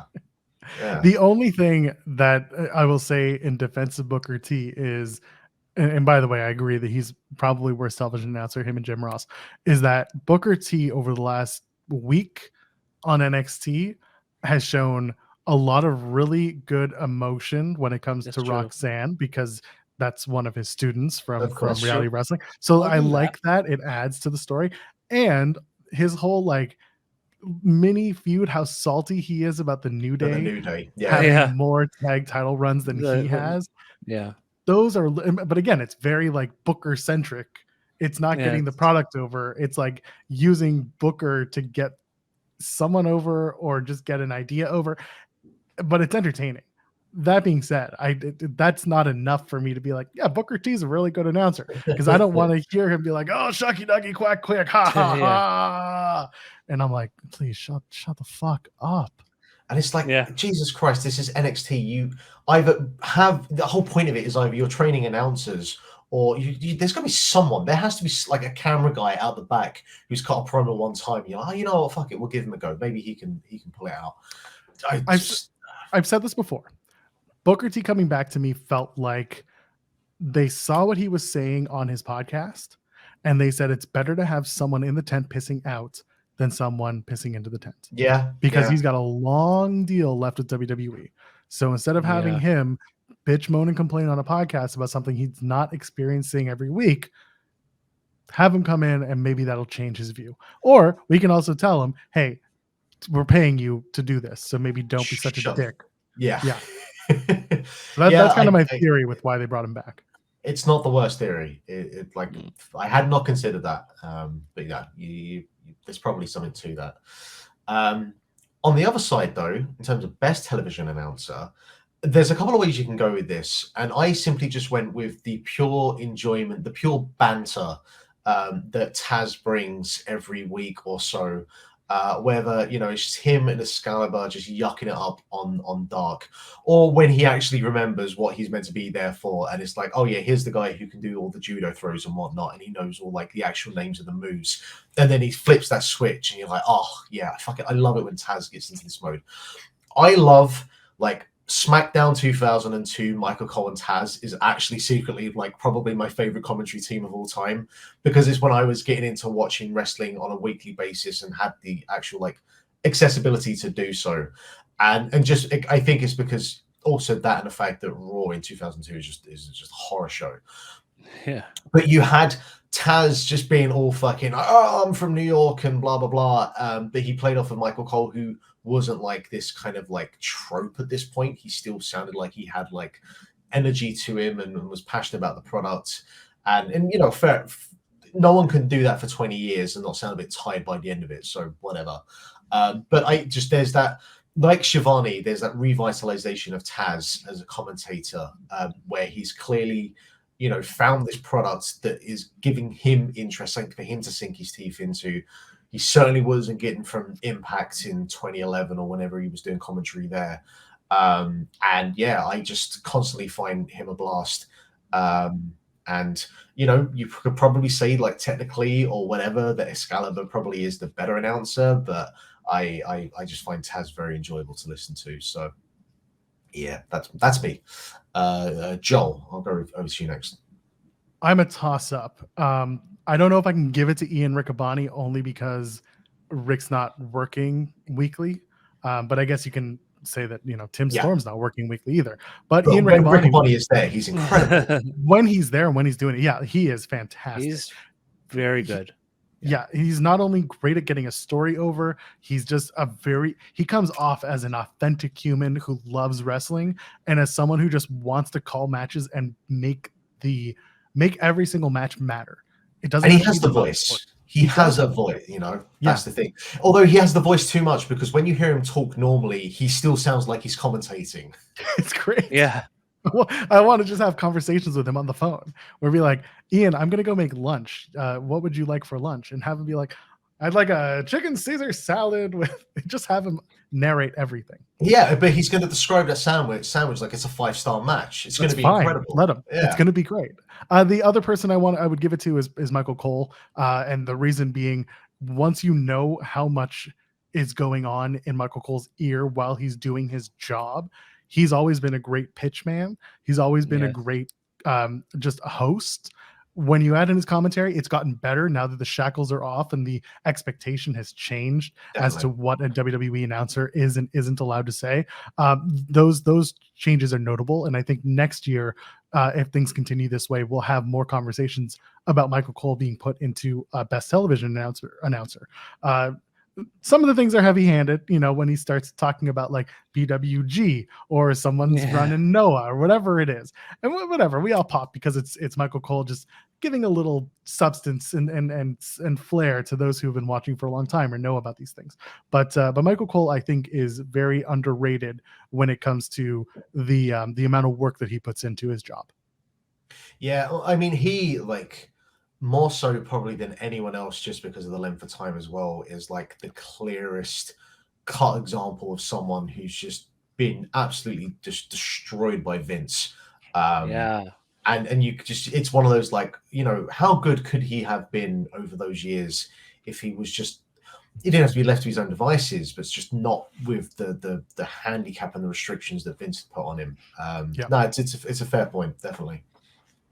Yeah. I went with Excalibur because I think, who has the most trust to me? For example, if somebody were to come over from New Japan, if somebody were to come over from, the Wave promotion in Japan, or, anybody from another promotion, who is going to be the best person to explain to me who this person is? And that's Excalibur. And he does a great job doing that show every week, and he knows his stuff. He knows the wrestlers. He knows how to get people over, and on top of that, he has a great relationship, I guess, with Taz and Tony Schiavone and Jim Ross, and he always does a great job of accentuating all of their positives. Jim Ross, we've talked about him, but even still, he does a very good job of doing all of that, and he is very, very good, and he's really stepped up in this role as the lead AEW announcer. And it was very noticeable that there was a period, I think, last year where he wasn't on TV for a few weeks because of something that went down like decades ago in PWG or something, and he was off TV for a few weeks, and that product was very noticeable that he was gone, like very noticeable. Yep. So it's really interesting that how much he affects that programming every week, and he's a big part of AEW, and he's the voice of AEW, really. So I am going to go with him. But I also agree about Michael Cole. I think he's done a way better job of putting stuff over since Vince McMahon's left. And Ian Riccaboni is also really great, but in terms of who I think is most vital and who does the best job, I think it is Excalibur still. It's really jarring. I've watched a couple of the PWG shows this year, and it's really jarring to hear him on his own. Because he's gone from doing like for the most part, commentary on his own, and then like Kevin Owens Yeah. or Roderick Strong or whatever would come and join him. But you've had 3 years now where he's had about 25 different guys around him, and so it's always weird to go back and I just hear him on his own. But yeah, I mean, he's the modern day Mike Tenay. Like you throw a wrestler in front of him, and he'll tell you every title that guy's held for the last 10 years, and you're like, oh, Yeah. you're just a big old nerd like me, and you wear a mask. Fair enough. I just realized something. Oh, You know who the best TV announcer is right now? Who? It's Tom Hannafin in Impact. he is good. Tom is good. He's not bad. He's really such good. an upgrade from Matt Striker. He is, and I know it's a low bar, but like It's I'm sorry to completely derail this conversation, but like when I think about how much better Impact has become with Hannafin and Raywalt, they really changed the show.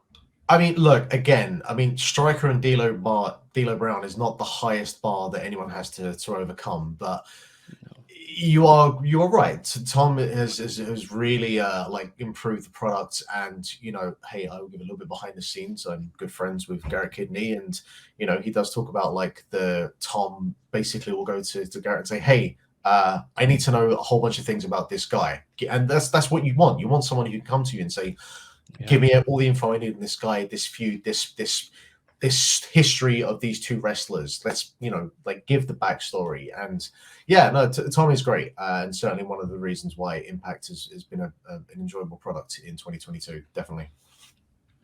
Carry on. All right. Best non-wrestler, and I feel like there's a bunch of options here, but also I couldn't think of that many options. But I quickly and immediately thought of one who sadly is going back behind the scenes, but William Regal, from his opening promo when he made his return on Dynamite to every type of confectionery or condiment or whatever that he describes Excalibur as on commentary, Regal has just been so incredible. And again, he's one of those like, God, what have we missed in the last 10, 15 years of what we could have had with Regal if, again, he had the shackles off and could do whatever it is, do the things that he can do. And to some degree, I imagine at this point, he probably is more than happy just to chill out in Florida, get an office job and live out his golden years in peace, and more power to him. But the Blackpool Combat Club, like his promos, the fire and the intensity that man brings, the believability, the realism that he has in what he says and how he conveys his emotions. If anything, it just made me even more sad about the wasted 2008 run and his King of the Ring run and what that could have been. But this is a man who has his demons, and he'll be more than upfront about them. So if this is like the last kind of proper year or proper like main event level kind of run that we get with William Regal in front of the camera, I think that this was like him going out with a bang, and just I thought he was incredible. Bryan, what about you? Yeah, I don't know. I don't have anybody that's like I'm really strong on. I put down Stokely with a question mark because I do like his stuff. I do like what he's been doing in AEW with the firm, and he's always a very good promo and very charismatic.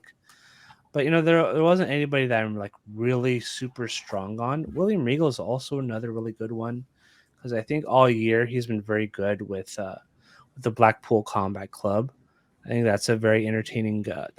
He was very entertaining. You mentioned his exchanges with Excalibur every week whenever somebody comes down to the ring and he joins on commentary.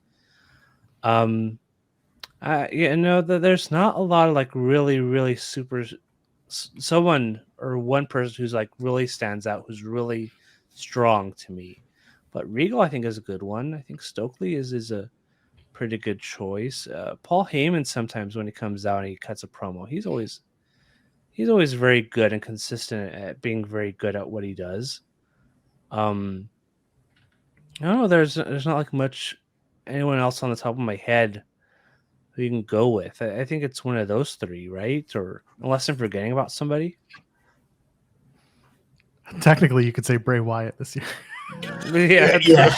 I wouldn't. I wouldn't. I would maybe vote him for worst. Yeah, That that's a stuff has good not point. been good. Paul Heyman for me is the guy because the facials, the way he speaks, it's not always 100%, but he's always putting 100% in. So Paul Heyman's the guy for me. No, nothing else. Heyman is a consistent, like you really get nothing less than Heyman. And while I feel he's sort of, I feel like there's almost like a caricature of Heyman at this point. He's still, I think part of the issue with him, and it's not a bad issue to have, is that he's always had such a high level of consistency that you can get tired of it because it's like you have nowhere else to go. You can't go any further up. And the only thing you can do from that is go down, but he never will because he's just, that level of talent. But yeah, no, like anytime Heyman's there, he does what he needs to do. And he's, one of the most kind of consistent non-wrestlers of the last 25, 30 odd years. So no, Heyman's fair. I'm looking at the time and I'm seeing we have a few here. So I'm going to maybe try and rock through a couple of these in quick succession. Rookie of the year, look, it's Hook. No one's as handsome as him. He wins Rookie of the Year. Just putting it out there. Just saying. Fight me on that if you will. Logan Paul would fight you in it. Logan Paul's fine. He's good. He's all right, but he's not Hook. He just isn't. Right. And hey, look, fair. Hook hasn't torn his ACL yet, so just. Oh, neither did Logan in the end. Did he not? Oh, I thought he did. It was a sprain. Oh, well, see, that's even worse. Then he was being over dramatic about it. I mean, come on. Well, yeah, that's what creators do. Yeah, I know. As you mentioned earlier, for Logan to come in and do what he did, unfortunately, it kind of puts like the whole entire sort of NXT training program. It's a shame because it's like if this guy can do this in 3 matches, like what the fuck are you doing with a significant portion of the talent down there? But yeah, look, if you're just judging based on his performances alone, yeah, fair play to him, indeed. For Rookie of the Year, I feel like I like Hook a lot. I think he showed a lot in his first few matches. For whatever reason, in recent months, he hasn't been featured as heavily. I don't know why, because it's not like because he's just too handsome. You can't have him on the screen that much. I guess you'd overshadow everyone else. It's true. I guess. I guess that's a reason. I don't know why he's not been on TV. I think if he's that handsome, he'd be on TV every week, but he's not. This is why I'm not on TV every week. It's just you can't do it. It's true. There's also Braun Breaker, but I think there's something missing with Braun.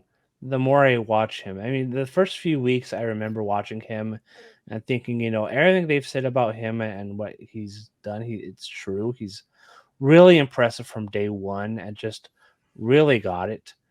But now we're here where it's almost been a year and it's like, okay, yeah, he's got the wrestling down pat. He can go and have main event style matches, but there's something like missing about him charisma wise. That he doesn't even that his uncles his uncle and dad had, but he doesn't have for whatever reason. They show him going out there and fishing every week on NXT, and it's like, okay, that's kind of not interesting. But the thing is, I feel like it took the Steiners a couple of years to find that groove. Maybe that's probably why he's in developmental. Yeah, exactly. It's like he needs to find it. It's kind of rough on him, the fact he's been thrown into this position so early on, and to some degree, you know, hey, give them credit that they've decided to go with a guy that young and push him as the top guy and just go for it. And hey, sometimes it works and sometimes it doesn't, and it's kind of like it's not worked, but it also hasn't been a raving success. He's had some good matches, but you know, a lot of the matches and some of it is like just him and Joe Gacy, it just didn't click for whatever reason. Yeah, it didn't click. Him and Devlin McDonough, that was fine. I thought the triple threat with them and Dragunov was a really solid match. That was a really good match. Yeah, so I think there are certain wrestlers where he's going to gel with, and then there are just those that it's just not, because again, he's only been doing this for like a year or two, and you can't expect him to hit a home run every time at this point. Yeah. So for Rookie of the Year, I did go with Logan Paul because He had a really good match with The Miz at WrestleMania. And then he had an excellent match with Roman Reigns at Crown Jewel. And that match was so great. I was just so blown away by Logan Paul's performance. It's like I can't really choose anybody else for Rookie of the Year because, I mean, this guy, he's only a few matches in and he's incredible. He's like a main event level guy, like in his third match. It's super impressive. So I couldn't really go with anybody else but him. And maybe next year if he does more matches, he won't be as impressive. But in terms of this year, in terms of somebody's first year in pro wrestling, I mean, he's up there with somebody who's had one of the best first years of wrestling maybe ever. Can't think of anybody. Maybe Kurt Angle. But yeah, it's just really impressive. I can't really think of anybody else but Logan Paul in terms of overall who's had the best year. Definitely, no doubt. I feel like this one could we could give him 3 really different directions because there's so many ways you can go with this. But most underrated. I'm going to go to you, Joel, first because we could go in any direction with this, and I'm really curious to see. In the interest of time, I'll make it short. Bhupinder Gujjar is probably my most underrated from Impact Wrestling. The reason I say that is because they're slowly starting to push him. He's having really, really good matches. They're getting longer. I've watched him on the Indies here in Toronto, and he is performing each time. He had a really great breakout feud with Brian Myers in Impact recently. I want to see more out of him. I think that while he's not necessarily considered underrated, I feel like he is not spoken about enough. So Bhupinder Gujjar is my pick. That's a strong shout, definitely. Bryan. I went with Mustafa Ali because I always impressed by how good he is in the ring and how smooth he is and executing moves and stuff.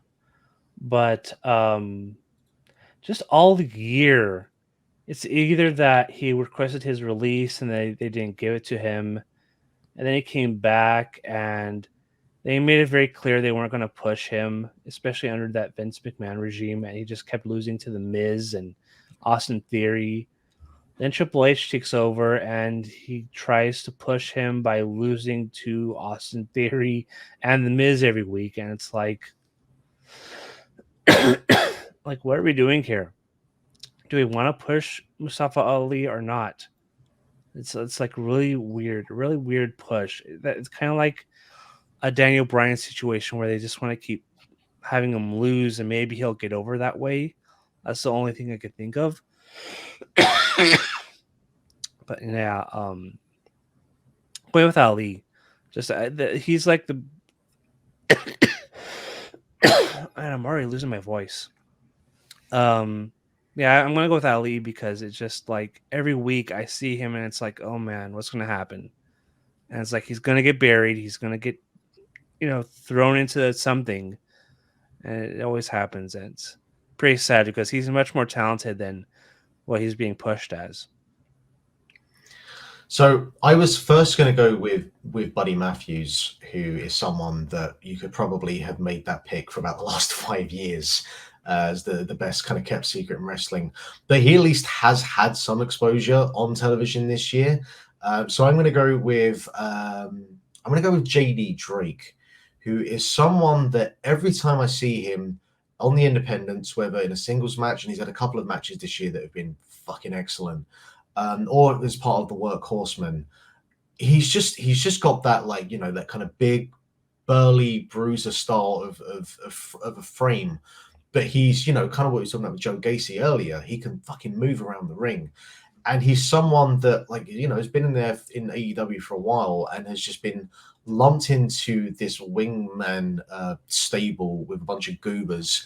And, like, he's now had a chance to do a little bit with the Workhorsemen. But, God, he's so good. And just like, there's a bunch of guys that have at least had a bit of exposure that you can still say, oh man, they really could have done more with them. But like JD Drake just hasn't even really had a chance to get his foot in the door. And just, I think he does some really good work. And he's had just a couple of like excellent matches this year on the independents that I'd say are worth checking out. So yeah, I'm throwing it out there for you, JD, if you're listening to this, which I imagine you're not. I feel like I have a very contentious, heated choice here for most overrated.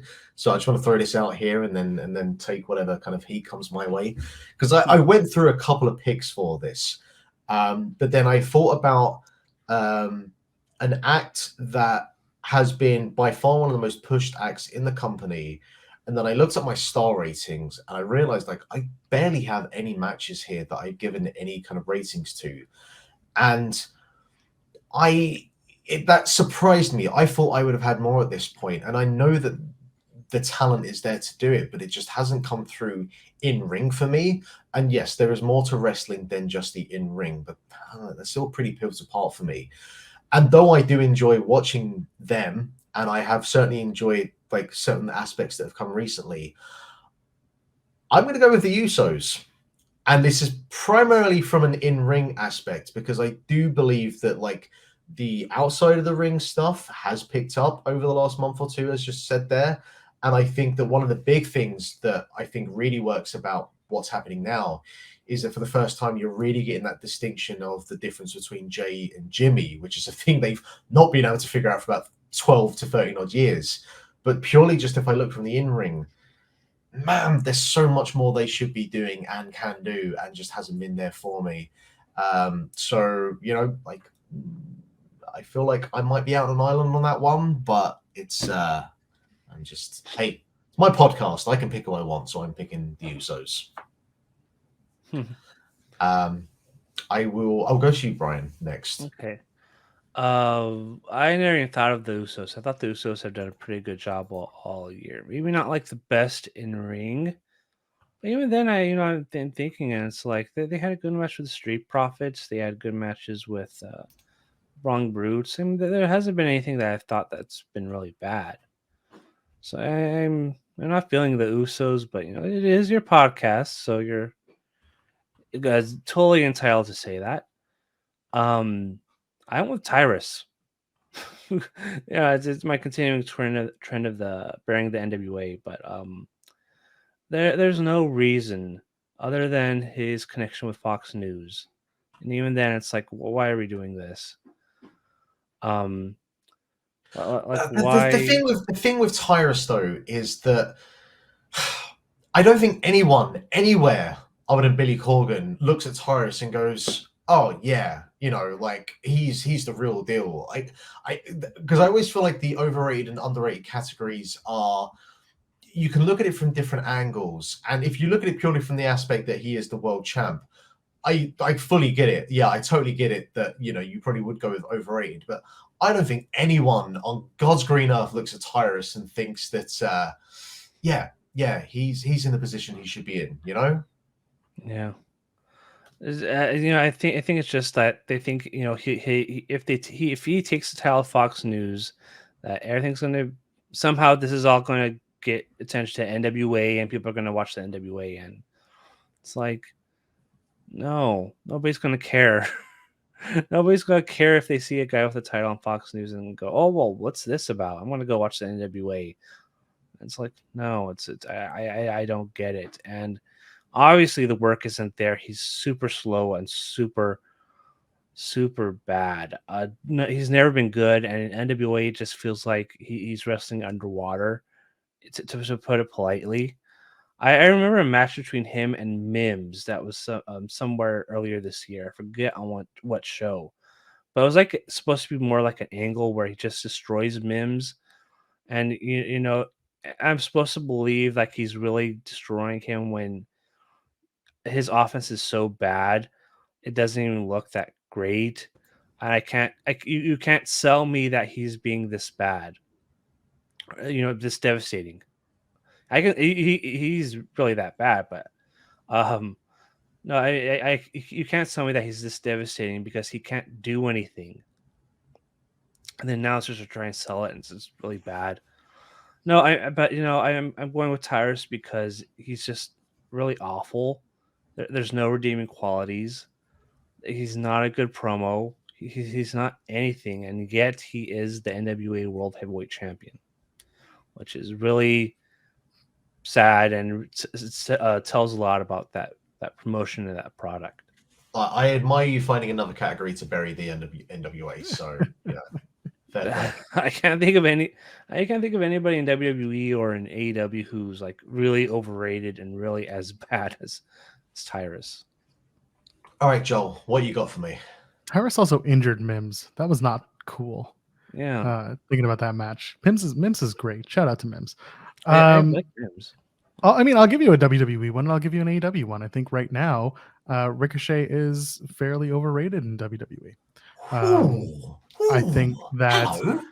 as a performer, Ricochet is great. As a Oh. talker, Ricochet is not. As someone who needs to be a combination of both in WWE, they're really trying, but time and again, Ricochet finds a way to not get to that next level. And so for me, Ricochet becomes overrated.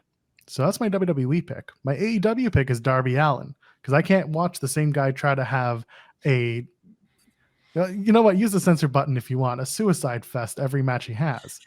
It's just, I don't need to watch the same guy launching himself under the, doing a Lope, cannonball. Oh my God, it defies physics. That's great. He defied it once. He doesn't have to do it every time. I give Josh Alexander the same shit. He does a bottom rope crossbody off the, to the outside. Well, you don't have to do it every time. He doesn't do it every time, but for some reason, Darby feels the need to do it. And finally, Samoa Joe was the final, not overrated. I'm saying Samoa Joe was the first person to walk away from the Lope from Darby Allin and made it make sense. Darby Allin's overrated. No. So Samoa Joe is the king of walking away from anything that comes towards him. So. Yes. Yeah. Shout out. I think it was Garrett who posted like a supercut of, or whoever it was, a supercut of Joe just walking away from dives. I did see that. That was tremendous. Yeah. I don't know if it was Garrett, but whoever it was, shout out to that. It might be Dan actually, but yeah, someone did it recently, and that was thumbs up. I enjoyed that. Yeah, like the Ricochet one, I think is. There's the argument to be made of like if you're a good promotion or a good booker, you find a way to strengthen and bring out the strengths of someone and hide the weaknesses. And I think that like the NXT version of Ricochet, there actually was a little bit more of that kind of flair and charisma from him. And I feel like maybe just some of that was just kind of beaten out of him in the last 2 or 3 years, and we're trying to kind of get back to that point. I can see some aspects in terms of like, hey, if you wanted to push this guy as a main eventer, promo wise, it's not going to happen. And like Jungle Boy has the same issue in AEW at the moment by far as well. So I can see that. And as for Darby Allin, I don't know. I always enjoy the type of wrestler that has a complete disregard for his own body. So maybe I'm the sick person there, but those are the matches I remember the most, because I remember a spot from last week's. I still remember spots from last week's Dynamite where Samoa Joe like threw Darby Allin into the ring post and he did like a twirl before falling to the floor, things like that. That stays with me. So I feel like that's overrated. I feel like in some ways the AEW schedule works against Darby Allin, because I feel like he has enough time to recover between matches that he feels like he can just fucking go all out every time. Listen to his interview with Renee Paquette. He says exactly that. Does his match and then goes home to the woods and does nothing until he has to go beat his body up again. It's not going to work out in the long run, my friend. No. He doesn't mind. All right. No. Okay, we are going to do one more category, and then we're going to cut this show there because, we apparently just have all the takes in the world, and we're going to have to come back for. We haven't even gone to the A awards yet. Yeah, it's wild. A lot of thoughts about the B.